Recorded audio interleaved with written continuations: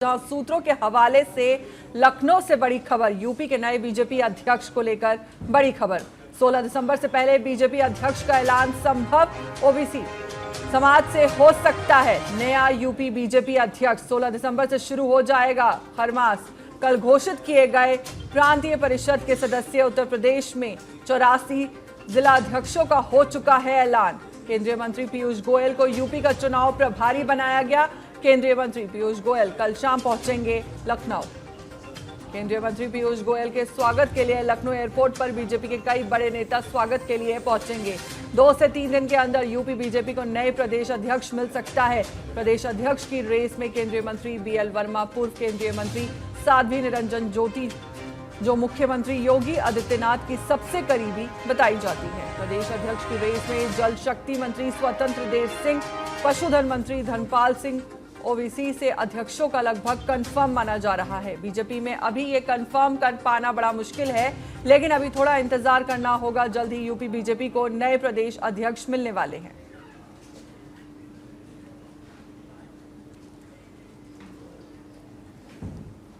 हमारे साथ इसी खबर पर ज्यादा जानकारी के साथ जुड़ चुके हैं bureau chief Nitin Singh. Nitin, UP के नए बीजेपी अध्यक्ष को लेकर जो नाम सामने आ रहे हैं, क्या पार्टी के भीतर किसी एक नाम पर सहमति बनती दिख रही है? देखिए, उत्तर प्रदेश में समाजवादी पार्टी लगातार पीडीए को लेकर के बात कर रही है, जिसमें पिछड़ा दलित अल्पसंख्यक की बात हो रही है और समाजवादी पार्टी अपना वोट बैंक साधने में लगी है। ऐसे में भारतीय जनता पार्टी को अब उनका काट ढूंढना पड़ेगा और काट तभी आ सकता है जब एक ऐसा चेहरा जो कि ओबीसी समाज से जुड़ा होगा वो प्रदेश अध्यक्ष की कुर्सी पर काबिज होता है, जिसकी संगठन में मजबूती होगी और बीजेपी के जो कार्यकर्ता हैं, जो गांव से जुड़े हुए हैं, जो शहरों से जुड़े हुए हैं, उनके बीच में लोकप्रियता होगी। अब इस चेहरे की जो तलाश है वो लगभग जो पूरी हो चुकी है, ऐसा माना जा रहा है।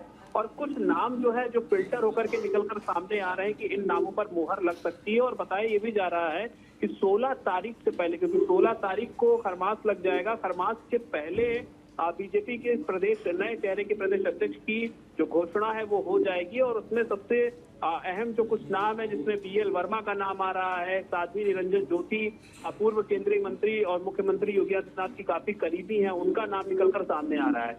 इसके अलावा अगर देखा जाए तो पूर्व प्रदेश अध्यक्ष जल शक्ति मंत्री मौजूदा सरकार में स्वतंत्र देव सिंह का नाम भी निकलकर सामने आ रहा है। वो भी ओबीसी चेहरा है और उन्होंने अपने कार्यकाल के दौरान बीजेपी को उत्तर प्रदेश में काफी हद तक मजबूत भी किया था।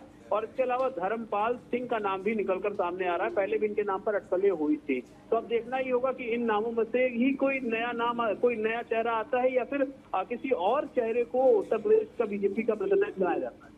जी नितिन, आपसे ये भी जानना चाहूंगी कि पीयूष गोयल के लखनऊ दौरे को कितनी अहम कड़ी माना जाए, क्या वे नाम तय कराने में अहम भूमिका निभाएंगे? हाँ, देखिए, बिल्कुल पीयूष गोयल को प्रभारी बनाया गया है और इसी वजह से बनाया गया है कि वो उत्तर प्रदेश आएंगे और उत्तर प्रदेश आने के बाद तो नए प्रदेश अध्यक्ष का जो नाम है वो घोषित करेंगे। कई सारे अहम नाम हैं। कुछ दिनों पहले अटकलें ये भी लगाई जा रही थी कि केशव प्रसाद मौर्य, जो कि उत्तर प्रदेश के उप मुख्यमंत्री हैं, उनके नाम पर भी चर्चा हो रही थी, क्योंकि जब उत्तर प्रदेश में बीजेपी को बड़ी टक्कर देनी थी दूसरी राजनीतिक दलों को, 2014 का वो समय है, तब उत्तर प्रदेश में केशव प्रसाद मौर्य को प्रदेश अध्यक्ष बनाया गया था और 17 का जो चुनाव था वो प्रदेश अध्यक्ष केशव प्रसाद मौर्य के नेतृत्व में ही बीजेपी ने लड़ा था और जीता था। और उसके बाद से एक अच्छा जो मैंडेट है वो बीजेपी को उत्तर प्रदेश में मिलता रहा है। तो केशव प्रसाद मौर्य के ऊपर भी अटकलें लगाई जा रही हैं और साफ तौर पर अब ये देखना होगा कि पीयूष गोयल आते हैं तो उसके बाद क्या चर्चाएं होती है और किसके नाम पर मुहर लगती है। जी नितिन, प्रदेश में 84 जिला अध्यक्षों की नियुक्ति और प्रांतीय परिषद के सदस्यों की घोषणा के बाद संगठन किस दिशा में जाता दिख रहा है?